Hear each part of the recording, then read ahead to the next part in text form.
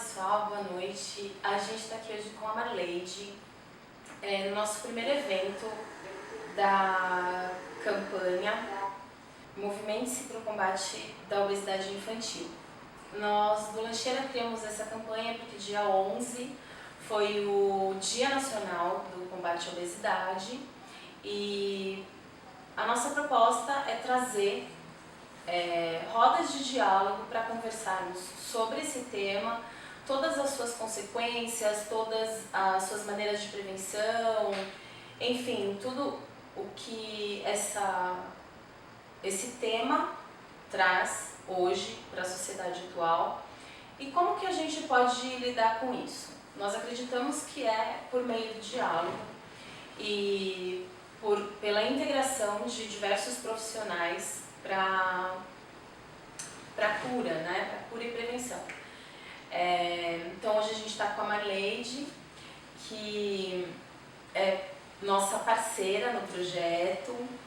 Ela é psicóloga, psicoterapeuta infantil, de adolescente e de adulto. É integrante da equipe multidisciplinar de tratamento da obesidade e cirurgia bariátrica da Clínica Franco Rizzi e da Clínica Flávio Queiroz. Ela atua com obesidade desde 2010 e hoje ela traz o tema As Consequências Psicossociais da Obesidade. Seja bem-vinda, então, Marleide, ao nosso espaço Lancheira Saudável. Obrigada, Lei. Eu sou realmente parceira e acredito muito nesse projeto. É uma iniciativa muito interessante porque é uma questão urgente da obesidade, né? A gente, claro, hoje falando mais desse recorte dos aspectos emocionais, mas quando pensamos que os gastos com saúde pública, né, das comorbidades associadas à obesidade só tem aumentado nos últimos anos, eu acho que denuncia que é uma questão mesmo de saúde pública, é uma epidemia mundial que vivemos e a gente precisa de fato tratar quem já tem, né, quem desenvolve a obesidade, mas também ter esse caráter de promover a saúde, promover meios das pessoas refletirem sobre as suas escolhas, atuarem de uma maneira diferente, seja no seu comportamento alimentar, na sua interação interpessoal. E o Lancheira, né, tem esse viés e é um serviço de utilidade pública mesmo que vocês prestam, convocando a população para esse assunto que é bem urgente. Eu sou a Alessandra, na verdade eu sou paciente da Marleide também, sou obesa desde criança, passei por uma intervenção cirúrgica há 1 ano, tenho me tratado por essa questão da obesidade, então vocês podem interagir com a gente, fazendo as perguntas que vocês tiverem, e a gente também está com a Camila, que é do projeto Lancheira Saudável.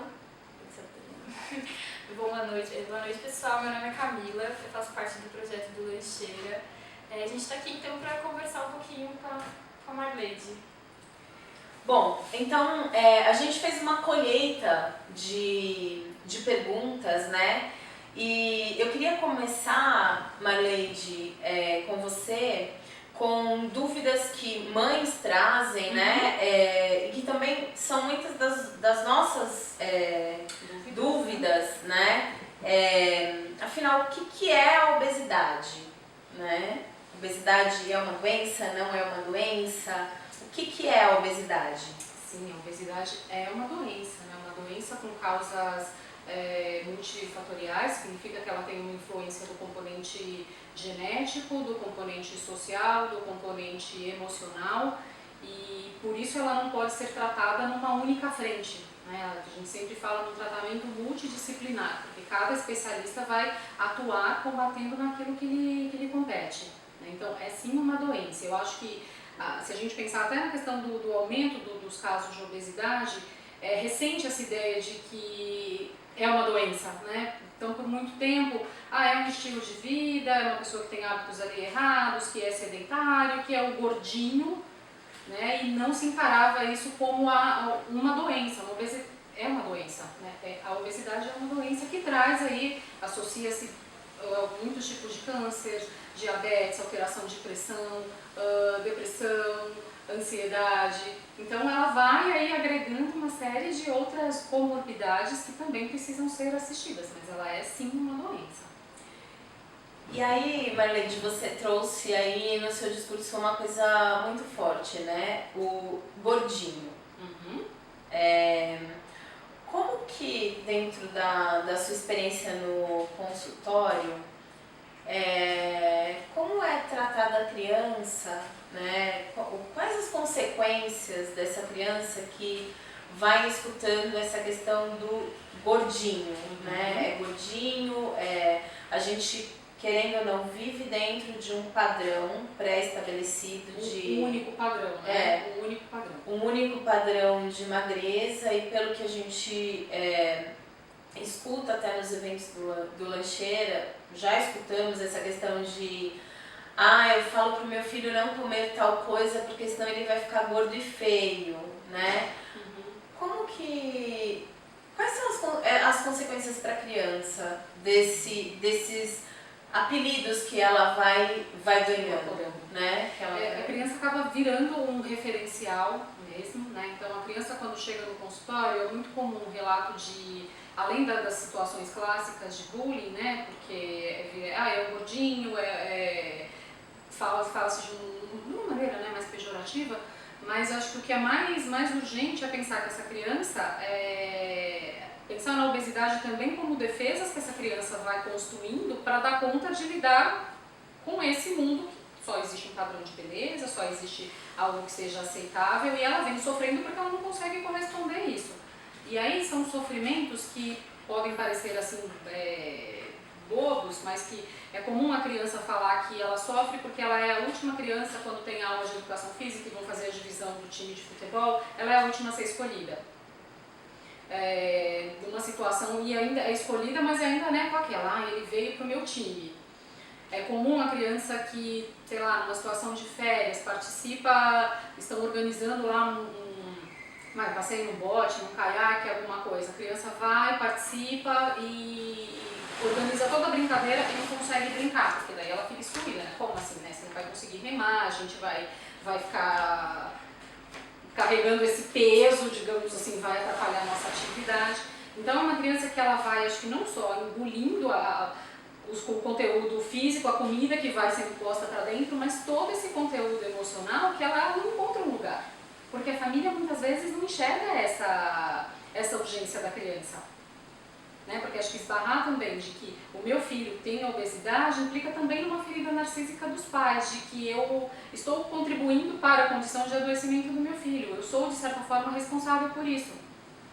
E aí atuar com a criança significa atuar com os pais também. Primeiro para poder tirar esse discurso da culpa, né? Não cabe culpa. Enfim, as coisas, até por ser uma doença multifatorial, a criança pode ter ali uma dieta muito certinha, muito regrada, mas porque ela tem um componente genético, ela vai desenvolver a obesidade.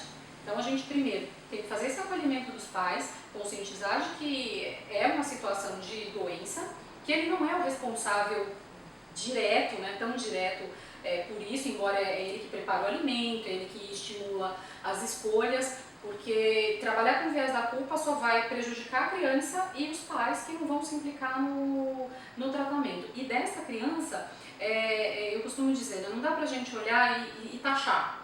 Aí a criança gordinha é a obesidade. Né? Então eu preciso olhar o que esse indivíduo, tenha ele que idade for, o que ele me traz da história de vida dele. Que outros aspectos positivos ele tem que num processo terapêutico eu vou ajudá-lo a aplacar essa situação que para ele é de muito sofrimento. Né? E aí é difícil porque dependendo do tamanho da idade da criança, ela não consegue, ela não verbaliza isso. Então, é comum o pai perceber que a criança começou a ficar mais recolhida, ou ficou um pouco mais agressiva, ou fica ali muito reclusa em atividades com jogos, coisas virtuais que ela não tem que se expor socialmente, e isso vai minando os recursos internos dessa criança, porque ela vai perdendo o manejo na interação com o outro. Ela vai também se sentindo feia, porque só existe esse padrão de beleza, né? Então se eu não tiver aqui o modelo da boneca Barbie ou do atleta que pode jogar em qualquer posição no time de futebol, que lugar eu ocupo? Então acho que essas são as questões mais urgentes que a gente observa e que no primeiro momento a gente tem que sustentar, fazer oferecer esse paciente um suporte, uma sustentação para que ele consiga olhar para esse cenário e ajudá-lo a desenvolver ferramentas internas para lidar com isso tudo, né? Porque é muita coisa, né? É um conteúdo muito pesado para crianças muito pequenas às vezes. Nossa, isso é tão verdade, que eu tenho uma sobrinha que ela é uma criança obesa, ela tem uma irmã que não é. E uma vez ela estava muito triste, eu perguntei pra ela o que estava acontecendo, eu falei, mãe, o que está acontecendo? Você está muito triste? Ela, tia, eu sou feia. Eu falei, por que você é feia? Aí ela, todo mundo só olha pra Mari. Ela, Mari tem um cabelo diferente, a Mari é magra, a Mari chama atenção. Ela, eu não, eu sou gorda, eu sou feia. Ela falou assim, na escola me chamam de baleia, na escola me chamam de baleia de óculos. Ela, o que eu faço? Aí eu falei assim, mas você é linda. Eu olho pra você, você é inteligente, você é legal, você... Tentando ressaltar outras, Sim, qualidades dela, mas assim, ela tinha isso, né? Ela não influência, ela não foi porque eu sou gorda. Ela, Mari, não é. E ela tinha essa comparação com a irmã dela. A Mari não é. Ela, Mari não é, e eu sou.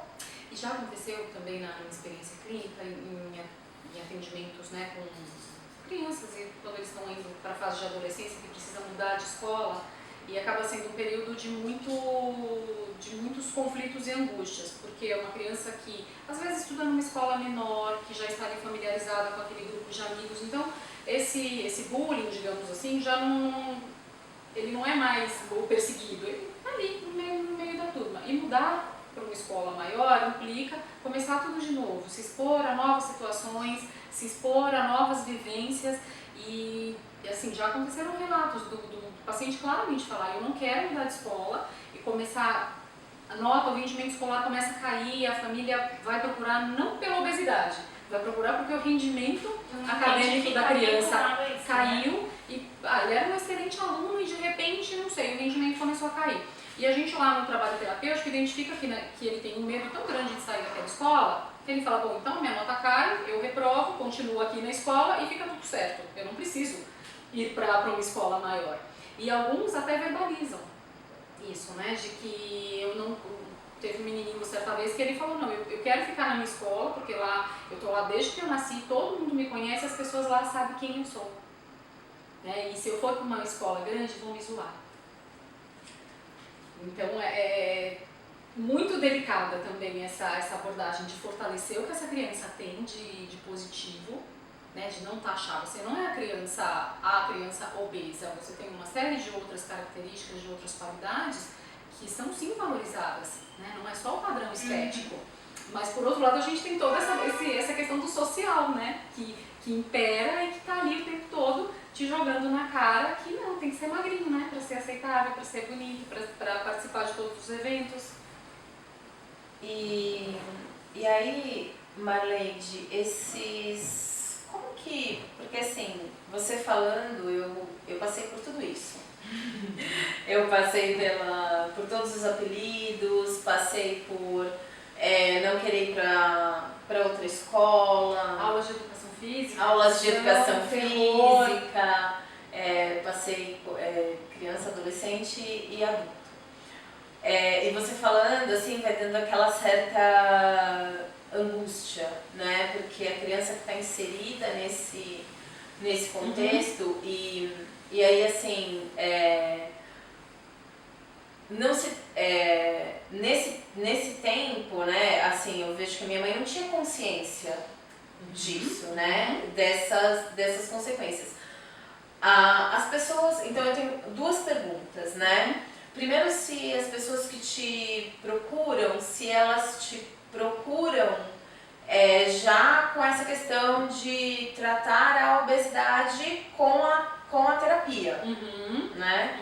Porque pela experiência que eu tive, eu nunca fui para esse lado de tratar a obesidade com terapia, mas sim tratar a obesidade com dieta, né? Então essa é uma pergunta. A outra pergunta que você trouxe, assim, às vezes é uma criança que tem uma boa alimentação, né? O pai às vezes fala, mas eu não sei o que eu faço, porque eu dou uma boa alimentação para ela e tudo mais. E você fala que a criança vai engolindo muitas coisas, né? Eu sempre tive uma alimentação um pouco mais regrada e tudo mais, também nunca consegui entender, né? Por que fulano come tanto e, né, e aí quando era criança a mesma coisa, assim, né? Esses engolir engordam também? Então essas seriam as minhas duas perguntas, né? Como que a gente poderia ajudar para que essa questão se os pais te procuram e esse engolir, né? Como ele engorda e como a gente pode evitar isso. Eu acho assim, agora como se tem, e acho que a tecnologia, a internet, todas as mídias têm contribuído de uma maneira bem positiva em reforçar essa condição de doença, né? Não estamos falando de um estilo de vida, estamos falando de uma condição de adoecimento, então isso já acende ali uma luz de alerta para a população. Mas ainda é frequente, como eu te falei, do pai que procura terapia para o filho, ou né, para que seja ela criança ou adolescente, muito mais porque existe uma outra queixa. É a nota que não está muito boa, é a criança que ela é muito tímida, não está interagindo com os amiguinhos, não sei, a gente precisa investigar isso. Ela está tão ansiosa, na época de vestibular, nossa, está ansiosa, está comendo muito porque está na época de provas.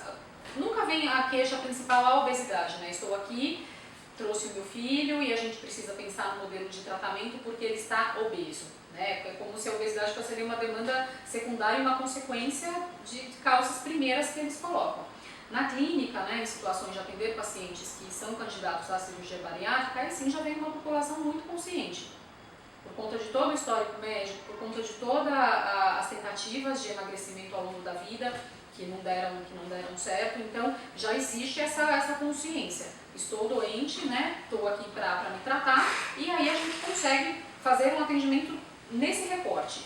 Mas com crianças e adolescentes, acho que a gente primeiro tem que entender essa demanda principal dele, né? Se é a criança que está ali mais reclusa, que tem a dificuldade de interagir com os colegas, e aí ao longo do trabalho a gente vai percebendo que é a obesidade que influencia diretamente nessa criança ser mais reclusa no cantinho dela.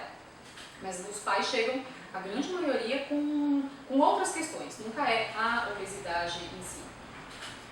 E o engolir, né, que você falou. Então vamos pensar, a comida ela é carregada de afetos, né? Porque senão... Se a gente até pensar no cachorrinho lá que você alimenta na tua casa com a ração que você dá para ele já está carregada de afeto e carinho, porque você quer que o teu bichinho fique bem e feliz. Então não tem como a gente dissociar, né, afetos e comida. Eles sempre caminham ali, lado a lado, né? Então a gente precisa pensar, o que a gente come não é só o combustível que faz o corpo funcionar, mas ele é carregado de conteúdos simbólicos. Então se a gente pensa, talvez, para a criança, você foi bem na prova, então você pode, sei lá, comer um lanche numa rede dessas aí de fast food famosas, né? Opa, que legal! Então eu aprendo, né, que quando eu me saio bem em determinada tarefa, como gratificação, eu posso receber determinado alimento. Então o que ela está comendo ali não é só o cheeseburger, a batata frita e o refrigerante. Ela está comendo a aprovação dos pais porque ela tirou uma boa nota, o alívio porque ela estudou ali um determinado período e então ela merece esse prêmio.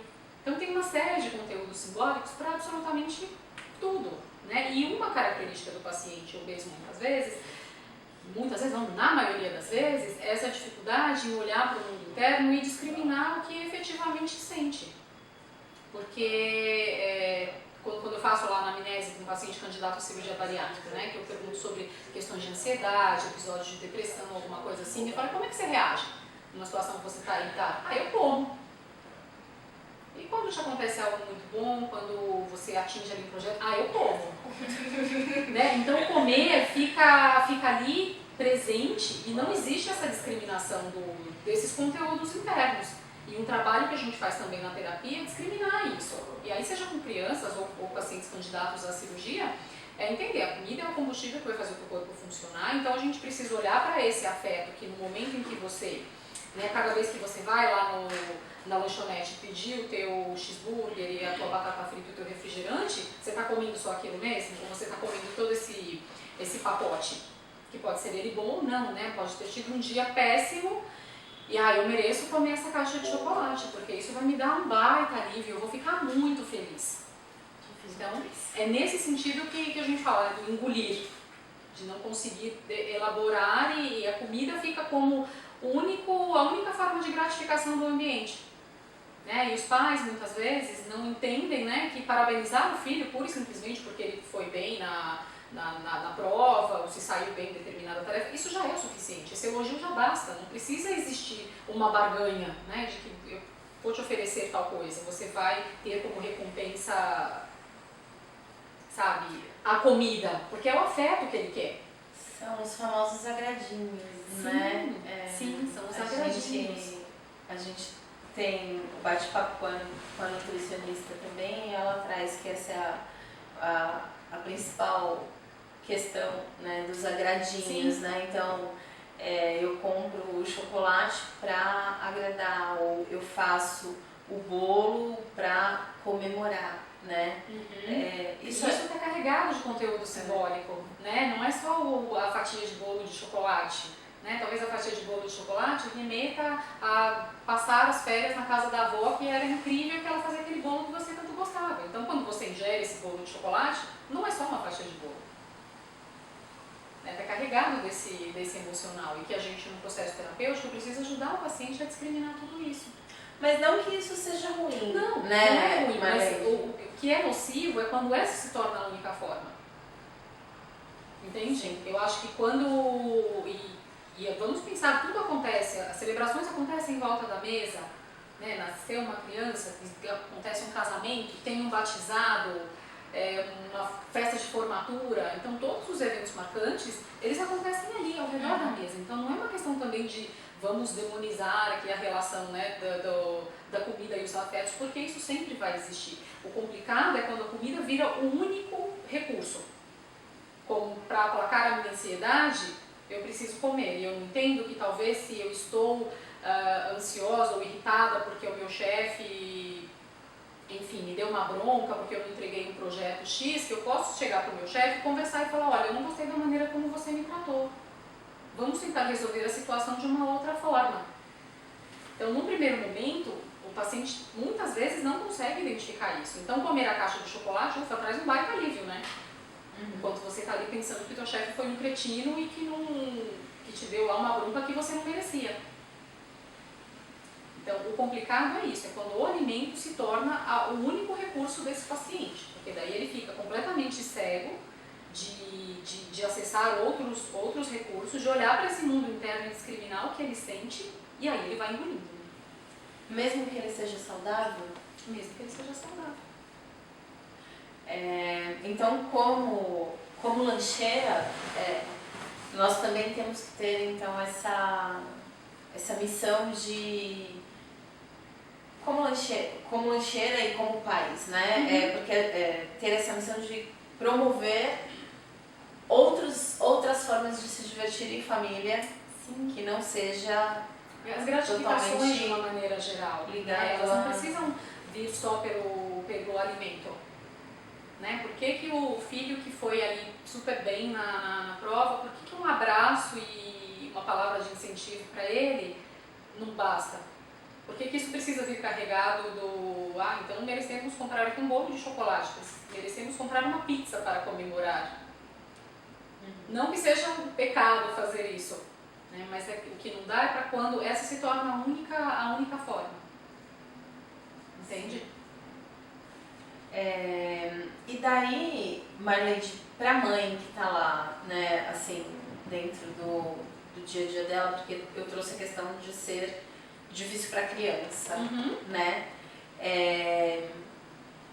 Mas para a mãe que talvez ainda não consiga identificar, mas o que ela tem que observar no comportamento da criança, né?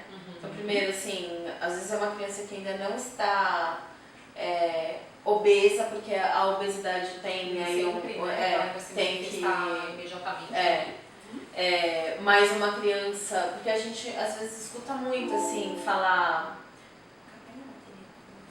Às vezes a gente escuta, a gente chama a mãe para vir pro lanche, mas meu filho não é obeso, né? Mas hoje, além das crianças estarem, a nossa preocupação como projeto não é só para as crianças que estão obesas, né? Essa campanha em específico a gente está fazendo para a obesidade, mas são para as crianças que estão acima do peso, que é diferente da obesidade, e também para todas essas consequências, né, que a má alimentação acarreta, né? Então, para a mãe que está lá, assim, que o filho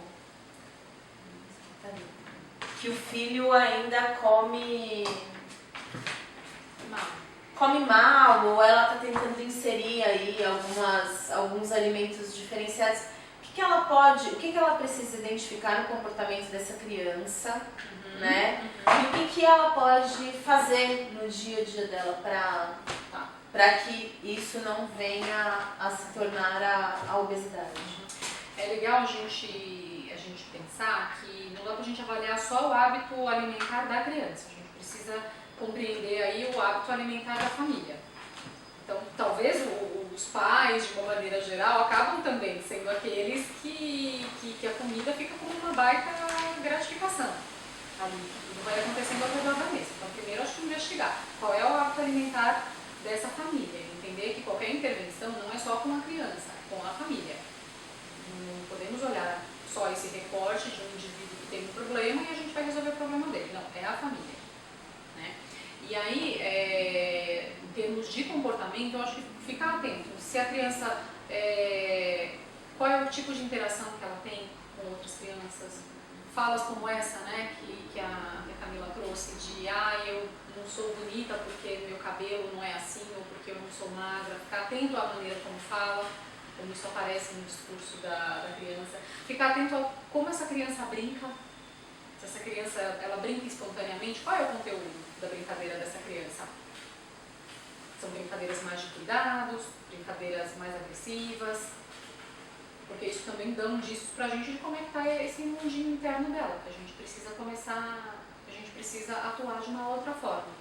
Né? E óbvio que pensar que a maioria das famílias, né, e existem uma série de estudos que falam de hábitos muito ruins da nossa família brasileira, é entender que não vai dar para ser ali, né, a chave que você também vai sair daquele polo ruim e adotar imediatamente um polo bom e que tudo vai funcionar perfeitamente. Então, inserir aos poucos o alimento, envolver a criança no preparo. Né? Claro que quando é pequenininho tem toda ali uma questão de risco, mas a criança chega numa idade que ela já consegue participar do preparo da refeição. Que alimentos são esses que são selecionados? Sabe? Para que não fique uma coisa distante dela. Ela precisa estar inserida de alguma forma nisso tudo. Né? E aí fazer a mudança progressivamente, porque tudo também que é extremamente radical pode soar interessante, pode dar resultados num primeiro momento, mas não se sustenta, não se mantém. Né? Então, quando a gente também vê todas essas dietas da moda que surgem, e agora a gente está começando o verão, né? Daqui a pouco aparecem pelo menos umas 5 novas dietas diferentes, que a gente sabe que nenhuma delas vai funcionar, óbvio, né? Porque elas até garantem ali um resultado inicial, mas depois o indivíduo não consegue sustentar aquilo. Né? Porque não existe a reconstrução do hábito alimentar, do padrão alimentar dele. Essa questão, né, Marlise, até foi uma das primeiras, foi a primeira coisa que eu identifiquei quando eu comecei a fazer a terapia, foi essa questão de como tinha sido a minha infância, né? Como você construiu como que eu construí a minha educação alimentar, né, alimentar e todas essas recompensas, tudo que se vertia em cima da mesa, né, e todas essas correlações. Hoje eu tenho trabalhado para ver quais são essas consequências, né? Mas na sua experiência, assim, na vida adulta, né, porque a gente tem que se preocupar com a criança, né, na vida adulta, quais vão ser essas consequências para um adulto, né? O que esse engolir, o que esse eu sou feia, esse gorda baleia, né, o que que tudo isso causa, que vai acumulando e na vida adulta, como vai ser esse adulto? Só fazendo um recorte quando você falou da questão das mães, né? Vamos pensar que toda essa questão de fazer leitura de rótulo, de alimento, entender muito mais essa parte nutricional, é uma cultura muito recente, né? Então, imaginar que a minha mãe, minha avó, nada, tá lá, tem a comida, come, é isso, né? Ninguém sabia que aí o glúten, que tem uma série de propriedades que não são aceitas, né, hoje. Então, tem que também fazer esse recorte, né, da época, do acesso ao conhecimento que as pessoas tinham naquela época, e por isso que eu te digo que não adianta a gente trabalhar com esse viés da culpa, né, porque você, né, me ofereceu determinado alimento. Cara, eu nem sabia que aquele alimento podia ser tão nocivo assim a você, né, pra gente também aliviar os pais um pouco e ajudá-los no manejo dessa situação de uma forma mais adequada, né. E os desdobramentos na vida adulta é o pacote que ele vai carregando, né? Eu costumo dizer que às vezes o paciente obeso, ele fica ali como um grande receptáculo. Porque daí vai, né? É a gorda baleia, é o menino que não tem habilidade pro esporte, é o que não consegue namorado, que vai na festinha e puxa, tá todo mundo lá se dando bem e a pobre da menina fica lá. Ela leva isso pra vida adulta dela. Então, terá sim muitas dificuldades em desenvolver laços afetivos de qualidade, se colocar assim numa condição de submissão, engolirá uma série de conteúdos que ela não gostaria de engolir, seja uma resposta atravessada que alguém deu, seja uma expectativa que ela tinha que fosse atendida e que não foi, e que ela vai engolindo. Né? E a comida vai ocupando um espaço gigantesco nisso tudo, né? Porque, caramba, se eu não consigo ter lá o corpo da Barbie, né? Se eu não consigo ser o atleta, então eu preciso compensar de outras formas, né? Mas a minha gratificação é a comida. Então eu tenho aqui um baita esforço, talvez para ser aceita por todo mundo, para ser a pessoa que está ali sempre de uma maneira solícita, atendendo prontamente as expectativas de todo mundo, mas aí na hora que eu me vejo ali sozinha, o que sobra para mim é a caixa de chocolate, né? Que aí eu tenho que me afundar nela. Ou lidar com ela. Sim. Né? Ou lidar com ela quando se tem, né, essa consciência, quando você consegue sair desse automático aí de que a gratificação não precisa vir só pelo alimento. E aí, Marleide, essa questão do lidar com ela ou não lidar com a caixa de chocolate, né? Deixaram uma pergunta aqui pra gente da ansiedade, né? Se toda essa questão aí da comida, né, da obesidade, de tudo, que tem, existem muito, assim como as dietas, existe a questão que fala-se muito da ansiedade, que a gente come por ansiedade. E aí a pergunta é, se a gente come porque está ansioso, né, ou se a gente dá como desculpa que está comendo porque está ansioso, né? Qual é a... biscoito, né? Fininho porque tinha alguma coisa do biscoito, né? Se é crocante porque é fresquinho ou é fresquinho. Exatamente. Alguma coisa assim. Primeiro a gente precisa discriminar o que é a ansiedade, porque hoje também coloca-se tudo num pacote grande chamado ansiedade. Então a ansiedade, até certo grau ali, era extremamente saudável, né? Se não existisse aí uma ansiedade, nós não estaríamos aqui hoje porque teríamos sido devorados pelos nossos predadores, né? Se a gente não tivesse a ansiedade de preciso correr aqui porque senão, né, meu predador vai me pegar. Então a ansiedade, até certo ponto, ela é extremamente saudável sim, e ela nos move. O que é complicado é o que escapa e como você vai lidar com ela. Né? Então imaginar que a caixa de chocolate ali pode ser algo interessante para aplacar essa ansiedade, num primeiro momento sim. Mas ela te impede de olhar para essa questão de uma maneira ampla. Entende? Porque fica uma coisa muito de estímulo-resposta. Se eu estou ansiosa, eu como uma caixa de chocolate e eu aplaco essa ansiedade. Mas por que você está ansiosa? Será que é ansiedade mesmo? É irritação? É frustração? O que você está chamando de ansiedade?